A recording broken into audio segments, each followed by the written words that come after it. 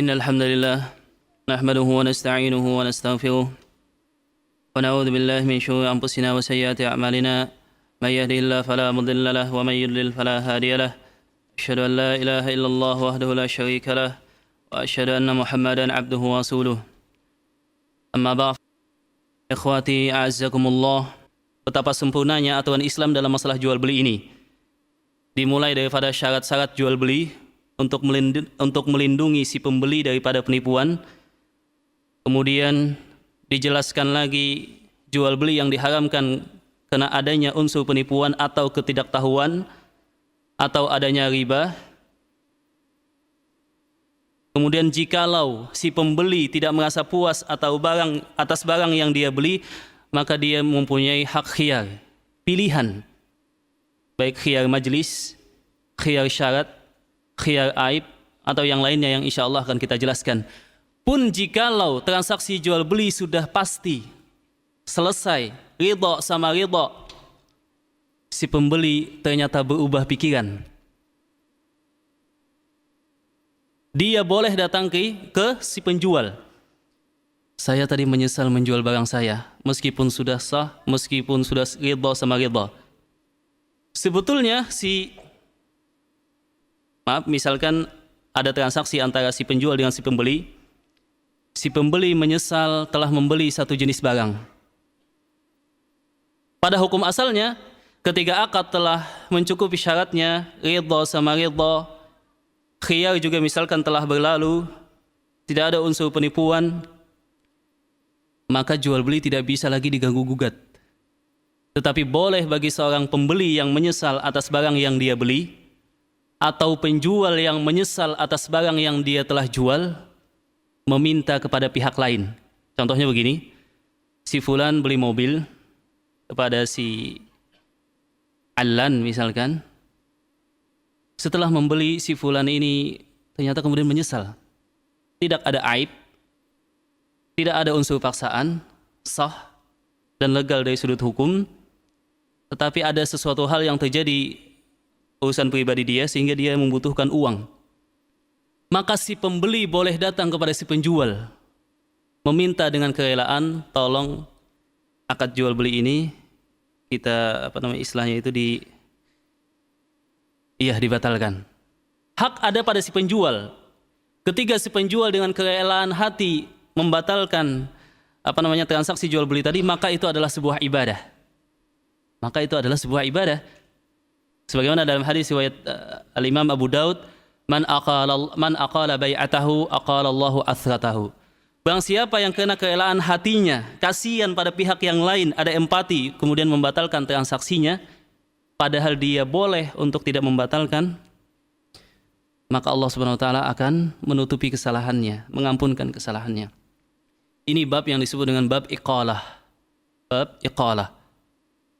Atau misalkan si penjual menyesal atas barang yang dia telah jual karena ada satu dan lain alasan, dia kemudian boleh datang kepada si pembeli, menyatakan keinginannya, dan si pembeli disunahkan untuk kemudian merespon hal ini dengan positif. Jadi subhanallah, Islam sangat sempurna. Jadi dalam hukum jual beli ini, Islam betul-betul meletakkan protek hak-hak si pembeli. Kenapa yang dilindungi kebanyakannya adalah hak pembeli? Kenapa ya bapak-bapak? Kok nggak penjual kebanyakan yang dilindungin? Sebab biasanya yang mengadakan penipuan itu adalah si penjual, kan begitu ya. Pada pembahasan yang telah lalu kita telah membahas tentang syarat-syarat jual beli. Yang pertama apa? Minggu yang lalu adalah at-taradhi baina at-tarafain. Adanya keridhaan antara kedua belah pihak, penjual dan pembeli. Tidak boleh misalkan si pembeli memaksa kepada si penjual. Ini yang disebut dengan bai'at talji'ah dan hukumnya batil. Kemudian akadnya sah, akad yang menunjukkan adanya keridhaan kedua belah pihak tersebut, kata Imam Ibnu Taimiyah, sah dengan segala perkataan atau perbuatan atau dengan cara apapun yang menunjukkan bahwa kedua belah pihak tersebut sama-sama ridha. Tidak mesti misalkan saya beli, saya jual. tapi dengan cara apapun yang dikenal di sebuah komunitas atau menggunakan perangkat teknologi yang canggih, maka itu juga adalah akad jual beli. Meskipun hanya lewat telepon atau lewat internet atau yang semisalnya, wallahu taala alam bisawab. Jadi subhanallah, terkadang pandangan para ahli fuqaha itu jauh ke depan. Ketika Imam Ibnu Taimiyah menyatakan bahwa at-taradi, ridha sama ridha, itu bisa ditunjukkan dengan cara apapun, perkataan, perbuatan, atau lewat perantara baik manusia atau alat. Padahal zaman Al-Imam Ibnu Taimiyah tidak ada telepon, tidak ada internet, tapi pandangan beliau jauh ke depan. Di saat mayoritas para fuqaha menyatakan at-taradi, ridha sama ridha, tidak sah kecuali dengan saya jual, saya beli. Jadi yang lebih rajih adalah perkataan Al-Imam Ibnu Taimiyah, dan ini yang dipegang juga oleh Al-Imam Ahmad, tetapi khusus dalam jual beli yang sifatnya besar nilai transaksinya, yang disebut dengan al-mu'atah, sistem mengasih, kemudian pembeli mengasih uang, si penjual ngasih barang. Syarat yang kedua kita sebutkan kemarin adalah syaratul rusyud, bahwa orang yang melakukan transaksi jual beli, baik pembeli atau pedagang, itu disyaratkan ar-rusyud, mempunyai kecerdasan.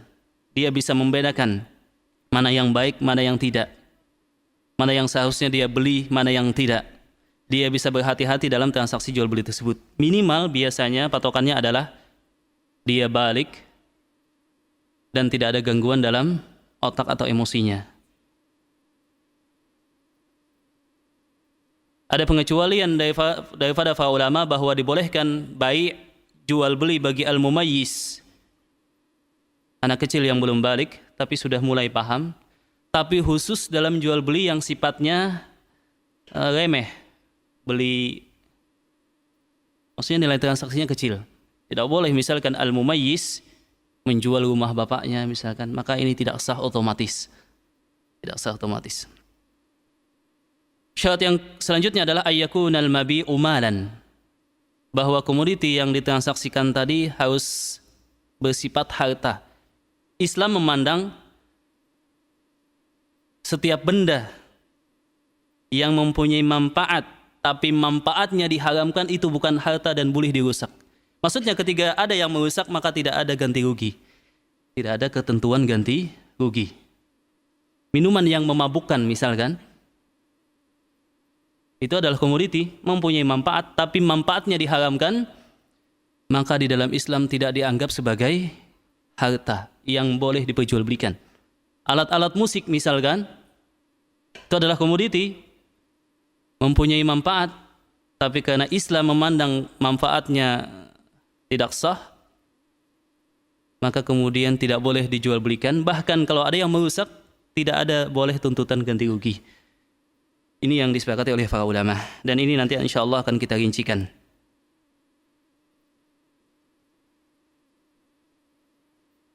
Syarat yang selanjutnya adalah ayyakunal mabi'u milkan taman lil ba'i', bahwa komoditi yang ditransaksikan itu adalah hak penuh si penjual. Hak penuh si penjual, baik dia langsung yang menjualnya atau lewat simsar calo perwakilan.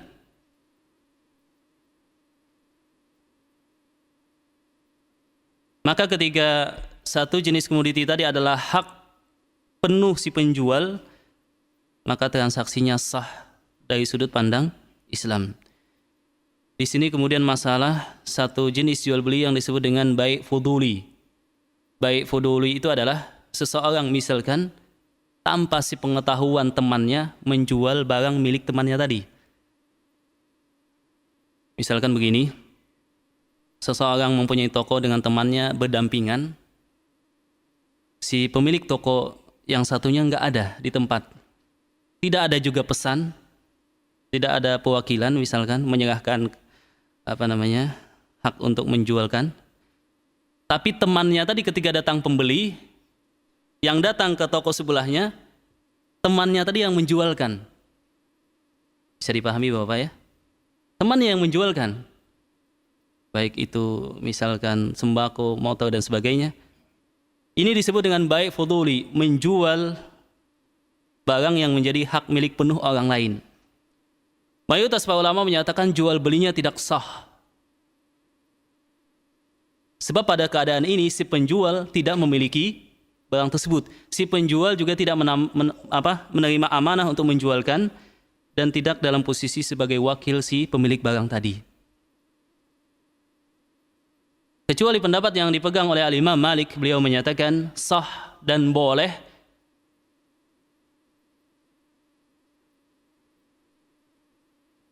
dan itu dengan satu syarat, yaitu si pemilik barang ketika dia telah mengetahui barang yang dia miliki dijual oleh temannya, dia kemudian menyetujui. Biasanya ketika di pasar itu kan ada toko Pak ya, datang pembeli, nggak ada, kemudian dijualkan. Itu kira-kira pemilik toko yang sedang nggak ada membolehkan nggak? Atau dia merelakan nggak? Ketika dia merelakan barang dagangan dia dijual oleh temannya yang lain, meskipun tanpa ada pemberitahuan, meskipun tanpa ada perwakilan, maka kata Imam Malik jual beli tadi sah. Dan inilah pendapat yang lebih kuat. Jadi dalam masalah jual beli, kita harus kembali pada hukum asalnya bahwa al-aslu fil mu'amalah al-ibahah. Hukum asal dalam masalah jual beli boleh, jangan dibalik.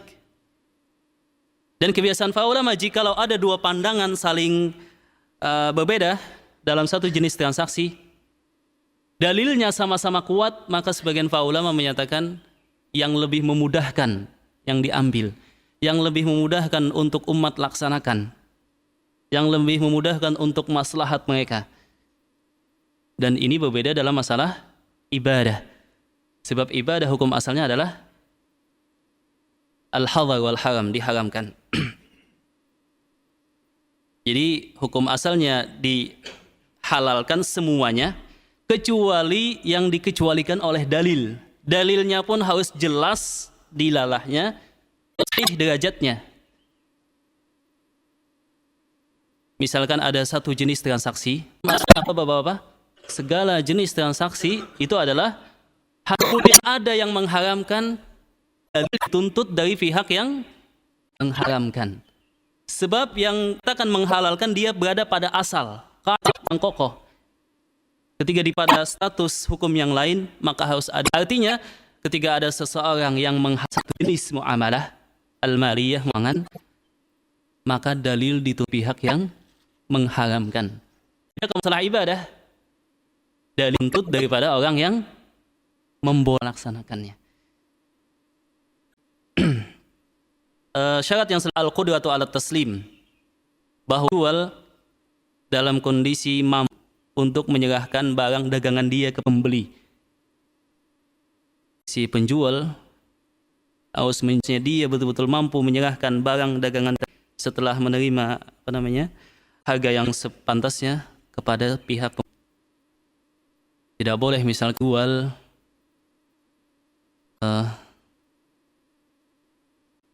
misalkan yang susah. Rasulullah SAW memisalkan dalam hadisnya, tidak boleh seorang muslim menjual ikan yang ada di kolam misalkan, kecuali bosnya ikan ini dikalkulasi sekian. Sebagaimana tidak boleh seseorang misalkan menjual hewannya yang sedang lepas. Tidak boleh. Sebab kemungkinan lagi hewannya, kemungkinan besar juga tidak. Ikhtilaf di kalangan para ulama adalah jika si pemilik tadi yakin setelah jual beli, nih, saya jual sapi saya yang begitu ya, maka dalam hukum asalnya tidak boleh. Ada kemungkinan si penjual tidak bisa menyerahkan barangnya ke pembeli. Tapi ada pengecualian ketika si penjual yakin, misalkan hewan yang lepas tadi bisa ketemu. Kalau nggak ketemu ya dipasah, dibatalkan akad jual beli tadi. Jadi betul-betul harus mampu menyerahkannya. Yang selanjutnya adalah ma'rifatul tsaman. Pihak penjual atau pembeli harus betul-betul mengetahui secara pasti harga yang telah disepakati. Tidak boleh misalkan saya jual mobil saya kepada Anda, kata pihak yang lain, iya saya beli. Tidak boleh. Harus jelas, misalkan saya jual barang saya ini sekian. Harus tahu dan itu secara pasti. Di sinilah kemudian masalahnya di dalam Islam, apakah boleh keuntungan yang sangat besar, atau dengan kalimat lain, apakah ada batas keuntungan seorang pedagang ketika menjual barang dagangan dia. Hari ini rahmat Allah Subhanahu wa taala, dalam sebuah hadis yang diriwayatkan oleh Urwah Al-Bariki radhiyallahu taala anhu, diriwayatkan oleh Ashabus Sunan dan Imam Ahmad kecuali Al-Imam An-Nasa'i, sahabat pernah mengadu kepada Rasulullah SAW di Madinah, ya Rasulullah, harga bahan sembako sangat melangit. Tolong Anda tetapkan harganya, apa bahasa kita itu ya? Standarnya, standar maksimalnya. Kemudian Rasulullah SAW bersabda, Innallahal musa'il. Allah lah yang membebaskan harga tersebut kepada pedagang. Al-qabidul basit, yang melapangkan dan terkadang menyempitkan. Al-razzaq, tetapi sisi yang lain Allah Ta'ala itu maha pemberi rezeki. Wa inni la arju, dan saya menginginkan, kata Rasulullah, an alqiyallah Ta'ala, saya bertemu kepada Allah ketika saya meninggal, tidak ada kezaliman sedikit pun terhadap kalian. Maksudnya, kata Rasulullah, kalau saya tetapkan standarnya sekian, padahal mungkin barang tadi susah didapat, ada kondisi khusus, atau produksinya ada satu alasan, misalkan menjadi sedikit di pasaran, maka ini adalah kezaliman. Jadi hukum asalnya penentuan standar batas keuntungan pedagang tadi tidak boleh. Hukum asalnya. Kecuali yang dikatakan oleh Al-Imam Ibnu Qayyim, satu pengecualian ada pada ketika pemerintah melihat maslahat. Mungkin harga tidak bisa dikendalikan lagi, dan itu motivasinya karena pedagang ingin keuntungan yang sangat besar. Pada sisi yang lain, komoditi tadi berhubungan dengan hajat mendesak orang kebanyakan. Maka dalam kondisi ini, kata Imam Ibnu Qayyim, pemerintah atau instansi yang berwenang boleh menetapkan standar harga tadi. Artinya, seorang pedagang boleh menjual barang dagangan dia dengan keuntungan yang tidak terhingga. Tapi ini tentu memperhatikan aspek-aspek strategi pemasaran yang ada. Sebab ketika kita jual sangat mahal, berlaku hukum-hukum yang biasanya dikenal oleh pedagang. Baik. Jadi tidak ada batas. Bahkan pernah seorang sahabat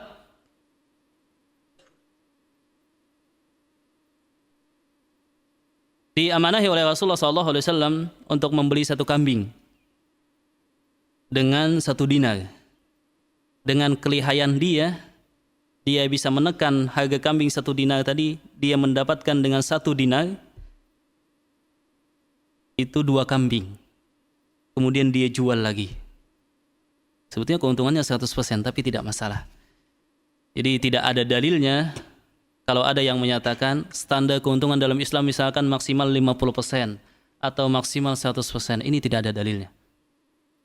Penjual hanya mengajukan, menawarkan, dia menjelaskan kondisi barang dia, tidak boleh ada yang disembunyikan. Setelah itu pedagang masuk pada transaksi tadi dengan hati yang ridha dan betul-betul tahu dengan barang dagangan tadi. Ya, yang selanjutnya adalah ma'rifatul muthman, bahwa si pembeli betul-betul mengetahui barang yang akan dia beli. Jadi di dalam Islam tidak dibolehkan si pembeli membeli satu barang yang tidak dia ketahui. Dan ini dilarang di dalam Islam. Semisal seseorang menyatakan, saya menjual mobil kepada Anda 50 juta. Kata pihak lain, saya beli 50 juta. Tidak boleh. Kenapa? Belum dijelaskan mobilnya keluaran tahun berapa, jenis berapa, kondisinya sekarang begini.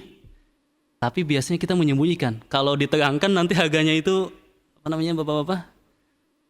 Iya. Jadi aib yang sifatnya serius itu harus dijelaskan. Harus dijelaskan. Patokannya adalah diri si penjual itu. Sebagaimana dia tidak ingin hal tersebut terjadi pada si penjual, dia juga seharusnya tidak ingin pihak si pembeli juga merasa tertipu. Jadi harus dijelaskan. Hal ini bisa dengan musyahadah, melihat langsung si pembeli datang kepada barang yang akan dijual oleh si pedagang, atau bil wasap, karena barangnya tidak mungkin dibawa dan si penjual tidak mungkin datang untuk melihat barang tersebut musyahadah, maka boleh bil wasap, bil muwasafah. Si penjual menjelaskan kepada si pembeli, saya akan menawarkan kepada Anda barang sekian, barang ini sifatnya begini, dibuat tahun ini, tetapi ada aib serius pada bagian ini, aib yang ringan gak usah diceritakan. Jadi boleh dengan bil wasaf, dengan pensifatan. Hal ini bisa secara langsung atau lewat teknologi yang ada. Bisa disifatkannya lewat telepon, bisa disifatkannya lewat internet, atau yang semisalnya. Wallahu ta'ala alam bisawab. Ini yang kita bahas daripada syarat sahnya jual beli. Ketika salah satu syarat tadi tidak tercukupi, maka jual beli otomatis tidak sah di dalam Islam menurut pendapat yang lebih rajih. Wallahu ta'ala alam bisawab. Sekarang kita akan masuk pada pembahasan selanjutnya. Asbab tahrim ba'di suwaril buyu' fil Islam. Kita tahu tadi bahwa hukum asalnya segala jenis jual beli dibolehkan di dalam Islam dan itu tanpa batas. Jual beli yang dikenal lazimnya di kalangan pedagang dan itu berkembang seiring dengan berkembangnya masa teknologi, itu semuanya halal. Semuanya halal dan ini hukum asalnya. Barang siapa mengharamkan, kewajiban dia mendatangkan dalil. Yang dihalalkan tidak terbatas. Islam hanya datang memberikan kaidah-kaidah atau beberapa jenis jual beli yang tidak boleh. Dan ini ada sebab-sebabnya. Dan sebab-sebabnya ini adalah maslahat kepada si penjual atau si pembeli. Asbab tahrimi ba'di suwaril buyu'i fil Islami tarji'u ila sittati umur. Bahwa sebab diharamkannya satu jenis jual beli di dalam Islam itu mempunyai 6 sebab. Jadi sebab diharamkannya satu jenis jual beli di dalam Islam itu mempunyai 6 sebab. Selain ini semuanya halal insyaallah.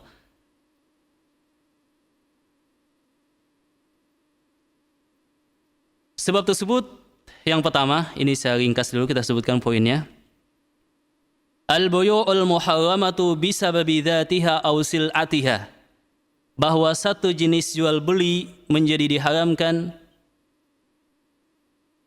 karena komoditi yang ditransaksikan tadi diharamkan di dalam Islam. Diharamkan untuk ditransaksikan. Ini yang pertama.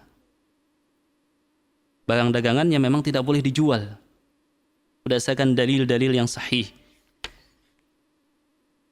Ini sebab yang pertama. Sebab yang kedua adalah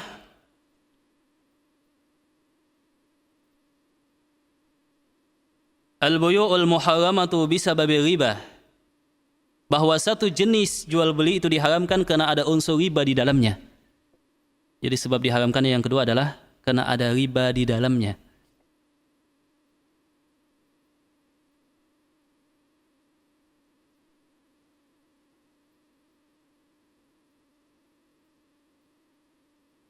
Yang ketiga, al-buyu'ul muharramatu bisababil gharri wal jahalah. Bahwa satu jenis jual beli diharamkan karena ada unsur ketidaktahuan dan ketidakpastian.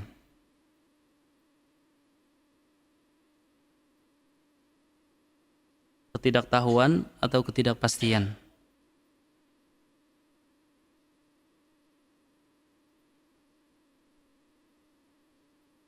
Yang keempat, satu jenis jual beli diharamkan di dalam Islam karena adanya spekulasi. Spekulasi maksudnya yang sangat serius. Karena adanya spekulasi.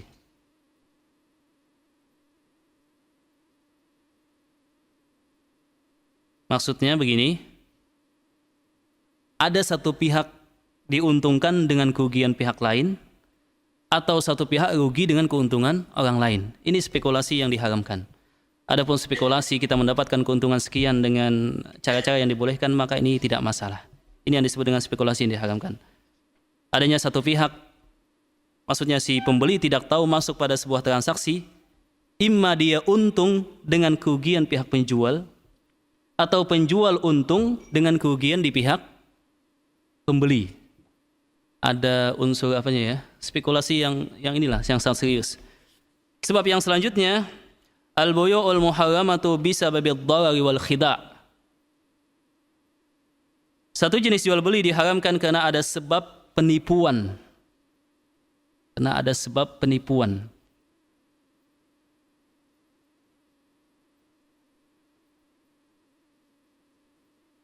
Dan ini makna hadis Rasulullah SAW ketika Rasulullah berjalan-jalan di pasar, ada seseorang yang menjual makanan, Rasulullah masukkan tangan beliau begini. Di atasnya itu bagus, tapi di bawahnya kok basah. Kata Rasulullah, malak. Oh, kenapa ini? Kata si penjual, terkena hujan wahai Rasulullah. Kata Rasulullah, yang gak bagus letakkan di atas. Jadi prinsip Islam itu, aib yang serius itu dijelaskan. Yang gak bagus kata Rasulullah diletakkan di atas. Man gasyana falaysa minni, barang siapa yang menipu kami kaum muslimin dalam transaksi jual belinya, sengaja menipu maksudnya, maka bukan termasuk aku, kata Rasulullah. Maksudnya tidak termasuk orang yang mengikuti sunnahku. Kemudian satu jenis jual beli juga diharamkan karena ada saddud jara'i. Saddud jara'i itu, ini sudah dalam usul fikih sudah belajar Pak ya.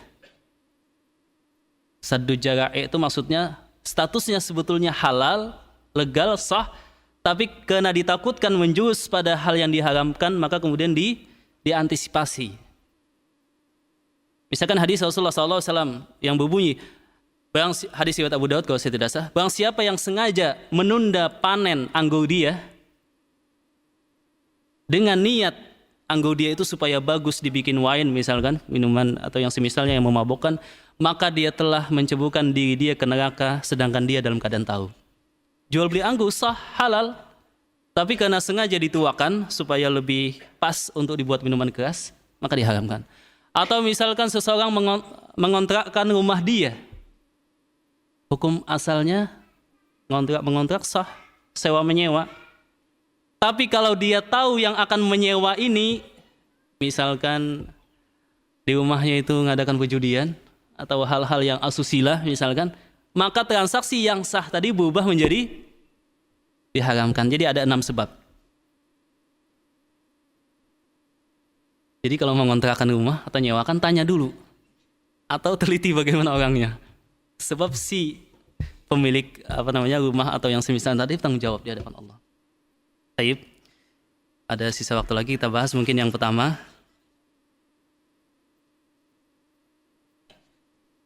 Nomor 6 tadi saddu jara'i bahasa Arabnya. Untuk menjelaskannya agak susah, tapi maksudnya begini. Satu jenis transaksi yang hukum asalnya halal, tapi ditakutkan menjurus kepada hal yang diharamkan, atau menjurus kepada satu hal yang sifatnya kerusakan, maka kemudian diantisipasi sehingga hukum halal tadi berubah menjadi diharamkan. Apa ya bahasa yang mudah ya? Yang ringkas mudah. Hah? Iya. Iya, mungkin begitu demikian, wallahu a'lam. Ya, pencegahan. Kita masih ada waktu, insya Allah kita bahas yang pertama. Poin yang pertama tadi, bahwasanya satu jenis transaksi diharamkan, artinya tidak sah, meskipun tetap dilakukan. Pengertian lain adalah harta yang dia dapatkan itu statusnya diharamkan. Kalau yang pertama, barang yang diperdagangkan tadi itu adalah barang yang tidak boleh diperdagangkan dalam Islam, bukan harta. Kita mungkin telah membahas sekilas pada beberapa bulan yang lalu. Di dalam Islam, sebagaimana hadis Rasulullah SAW yang diriwayatkan oleh Jabir bin Abdullah, Rasulullah SAW bersabda ketika beliau haji wada, bahwasanya Allah Subhanahu wa taala mengharamkan jual beli bangkai, darah, patung, anjing. Kemudian para sahabat ada yang bertanya, ya Rasulullah, bagaimana kalau lemak bangkai tadi dibuat untuk menambal perahu yang bocor? Maka kemudian Rasulullah SAW menyatakan, semoga Allah Ta'ala melaknat Yahudi yang ketika dikatakan diharamkan, mereka kemudian diubah-ubah, dihilah, sehingga kemudian seakan-akan menjadi dihalalkan. Patokannya dalam Islam adalah bahwa satu jenis barang atau harta boleh dijual. Yang pertama, kalau mempunyai manfaat, sebagaimana pernah kita bahas. Yang kedua, manfaat tersebut sah, halal, legal dari sudut pandang Islam. Harus diketahui bahwasanya hukum asalnya semua komoditi yang memiliki manfaat itu boleh dijual. Ini hukum asalnya. Kecuali yang tidak boleh. Jadi semua barang boleh dijual secara ringkasnya. Ini hukum asalnya, kecuali beberapa yang diharamkan secara sahih dan secara sahih oleh hadis Rasulullah SAW. Dalilnya adalah firman Allah Subhanahu wa taala, wa sakhkhara lakum ma fis samawati wa ma fil ardi jami'an min. Allah taala menundukkan semua yang ada di langit, di bumi, semuanya itu untuk manusia. Artinya hukum asal semua yang ada di bumi, di langit, kalau kita bisa maksudnya, yang yang di atas, itu semuanya halal untuk dimanfaatkan, dan salah satu cara untuk memanfaatkan adalah lewat transaksi jual beli, maka hukum asalnya boleh. Atau sebagaimana para sahabat, mereka biasa berjual beli apapun tanpa menanya, ya Rasulullah, ini haram atau enggak, ini halal atau enggak. Menunjukkan bahwa hukum asal dalam komoditi jual beli itu adalah halal, kecuali yang dikecualikan nanti. Yang dikecualikan dalam hadis Rasulullah SAW tadi adalah, yang pertama beliau menyebutkan al-maitah, bangkai. Kita pernah membahas bab makanan, bahwa definisi bangkai adalah apa dulu ya? Iskandar kayaknya masih ingat ini. Hewan halal, kalau nggak halal ya jelas bangkai. Hewan halal yang mati tanpa melewati sembelihan yang semestinya sesuai syariat. Itu definisi bangkai. Ketika ada yang menjual bangkai sapi misalkan, saya teringat ketika di Semboja itu biasanya ada sapi yang mati. Biasanya karena sakit perut Pak ya, nggak bisa buang hajat demikian. Setelah diupaya macam-macam nggak bisa, biasanya mati. Si ini biasanya bingung, wah ini gimana nih, sayang, melayang kan begitu ya. Maka kemudian ada sebagian yang menjual, subhanallah. Tapi ada juga yang jualnya santun, dia jual kepada orang yang membutuhkan untuk makan buaya katanya, Ustadz. Ini saya jual hanya untuk makan buaya. Tetapi tetap dalam Islam setiap bangkai itu tidak bisa diperjualbelikan. Berdasarkan hadis riwayat Jabir bin Abdullah, hadis riwayat Bukhari Muslim tadi. Dan di Indonesia itu hal ini tidak berlaku. Mau ayam, mau sapi, mau kambing sudah mati, yang penting masih bisa dimasak, subhanallah. Masih sebagian kecil maksudnya, sebagian kecil yang tidak mendapat cahaya ilmu, mereka tetap menjualnya. Bahkan di Jakarta itu ada memang orang yang khusus mencari ayam-ayam yang sudah mati. Subhanallah. Ya. Rasulullah SAW menyatakan, dan ini ketika beliau di Mekah haji wada, bahwasanya Allah Subhanahu wa taala mengharamkan jual beli bangkai. Apapun komponen bangkai tadi diharamkan. Kemudian Rasulullah SAW juga menyatakan wabai al-khamri, dan jual beli minuman yang memabukkan. Setiap minuman yang kalau kadar banyak memabukkan, maka setetes pun diharamkan. Maka kita nasihatkan kepada diri kita semua, begitu juga kaum muslimin mitra edisi, bahwa tidak boleh menjual minuman yang bisa memabukkan. Yang standarnya adalah ketika banyak diminum memabukkan, maka sedikit pun itu juga diharamkan. Masih ada nggak Pak yang menjual beginian Pak? Subhanallah. Bahkan kalau kita teliti yang jual bensin di jalan itu, ini maaf sebelumnya, tidak menyebut nama, itu kebanyakan botolnya itu adalah botol apa? Minuman semua. Dan itu jumlahnya berapa ya? Subhanallah.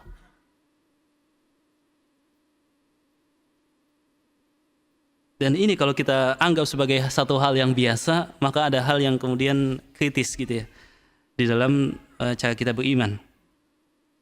Jadi nggak boleh sama sekali. Yang selanjutnya adalah al-khinzir, juga babi. Pernah ada satu penelitian, kalau tidak salah wartawan Gatra meneliti di Jakarta, daging babi yang dioplos dengan daging sapi itu mencapai hampir 5 ton.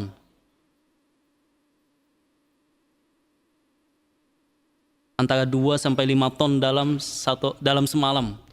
Dan itu didistribusikan ke macam-macam. Daging sapi dicampur daging babi.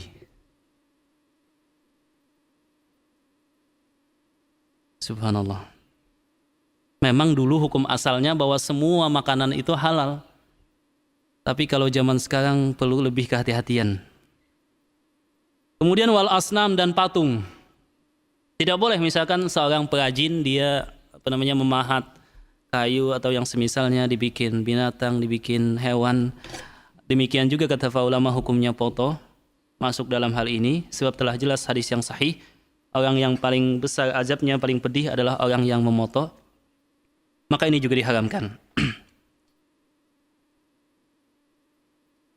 Jadi ini adalah umdah atau hadis pokok dalam masalah ini, dalam masalah komoditi yang diharamkan.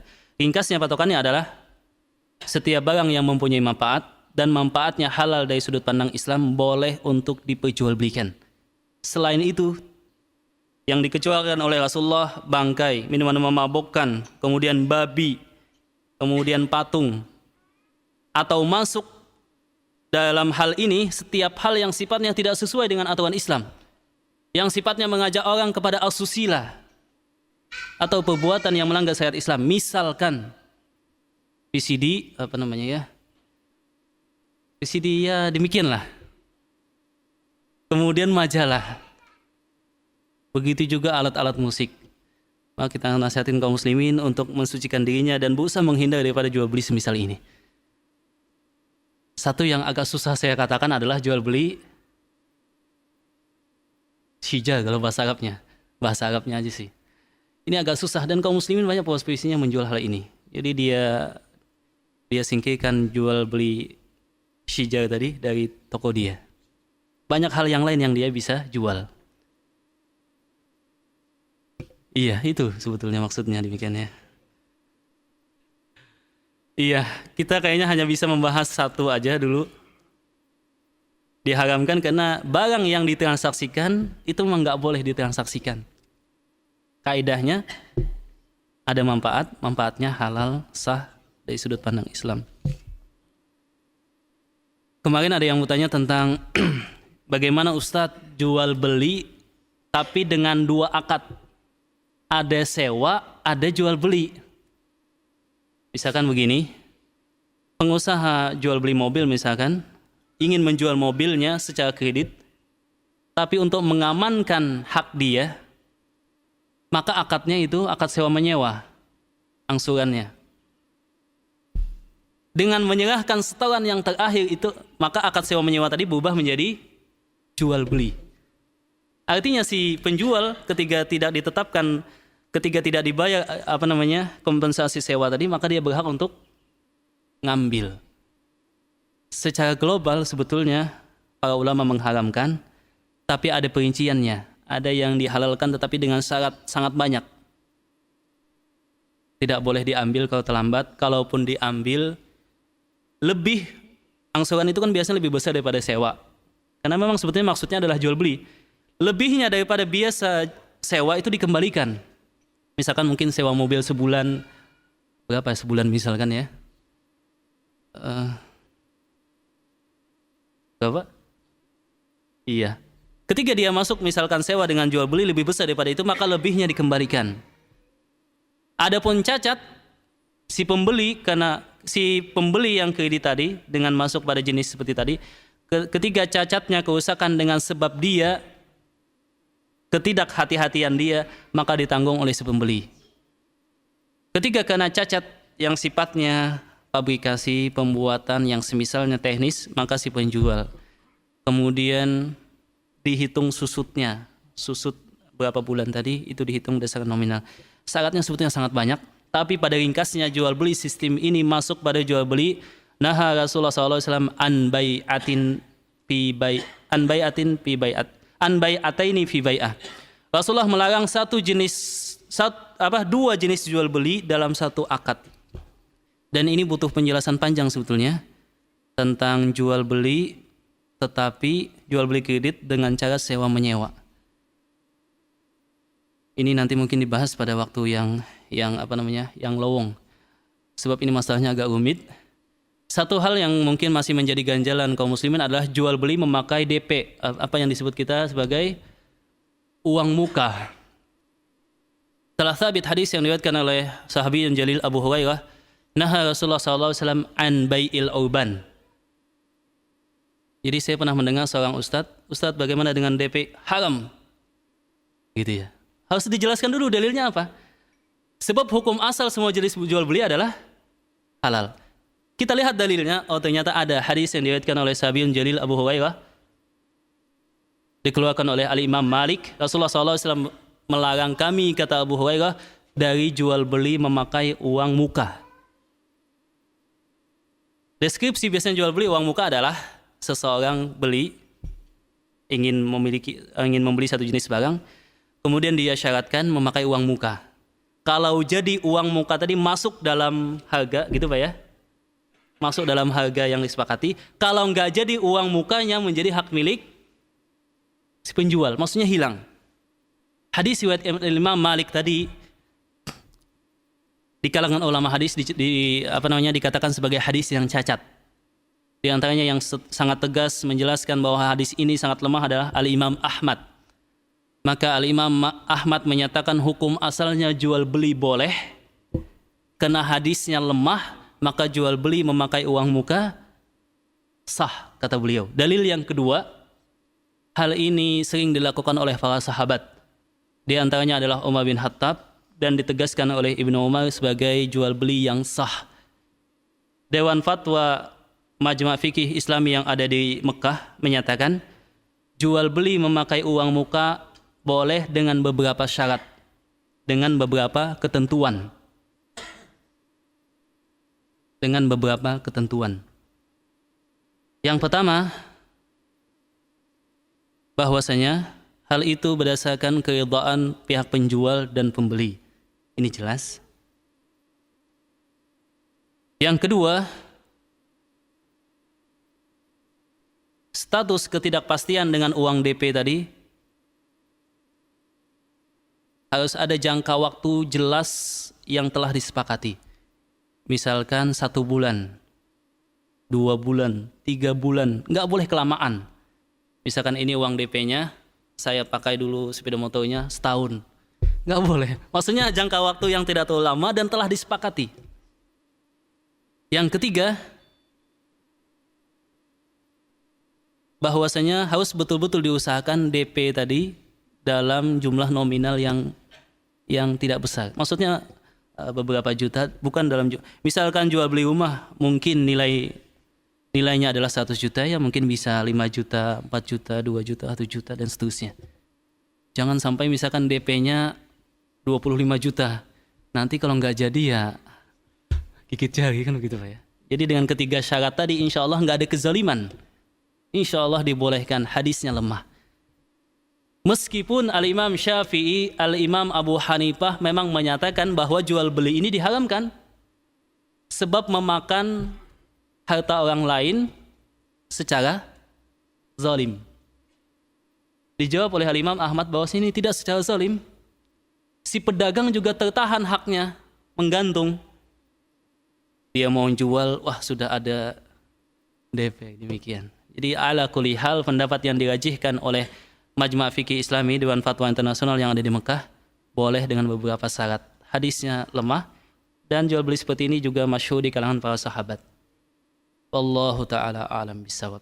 Wallahu ta'ala a'lam bishawab. Mungkin sampai di sini karena keterbatasan waktu. Insyaallah kita lanjutkan nanti minggu depan. Insyaallah bitaufikillah wa bi ma'unatih. Subhanakallahumma rabbana wa bihamdik asyhadu an la ilaha illa anta astaghfiruka wa atubu ilaik. Mohon maaf kalau ada kekeliruan dan ketidakjelasan. Semoga ini bermanfaat. Walhamdulillahirabbil alamin.